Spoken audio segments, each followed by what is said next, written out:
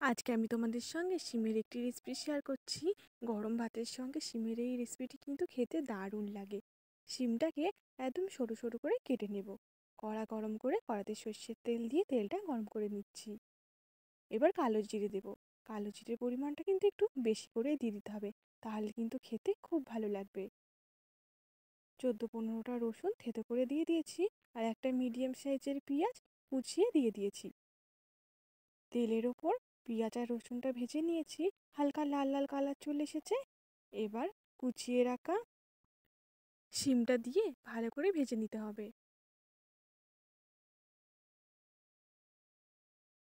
ঝালের জন্য কাঁচা লঙ্কা দিয়ে দিলাম 5টা, স্বাদ মতো নুন আর অল্প হলুদ গুঁড়ো দিয়ে দিচ্ছি। লঙ্কাগুলো কিন্তু খুবই ঝাল, তাই কিন্তু আমি 5টা দিয়ে দিয়েছি। তোমরা তোমাদের ঝাল মতো কম বেশি করে নিও। বাটা কিন্তু একটু ঝাল ঝাল খেলেই বেশি ভালো লাগে। শিমটা কিন্তু ভাজা হয়ে গেছে।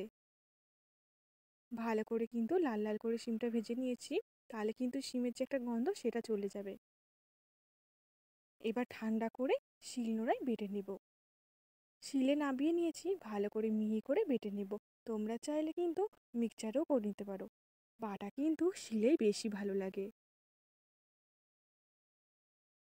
3বার কিন্তু আমি বেটে নিয়েছি শিমটাকে, ভালো মতো কিন্তু মিহি করে বাটা হয়ে গেছে। এবার তুলে নেব।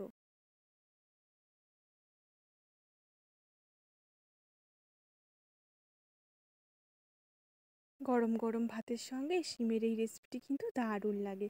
তোমাদের আজকে রেসিপিটি কেমন লাগলো অবশ্যই কমেন্টে জানিও। গরম গরম ভাত নিয়ে নিয়েছি, এবার শিম বাটাটা ভালো করে মাখিয়ে খেতে কিন্তু দারুণ লাগবে।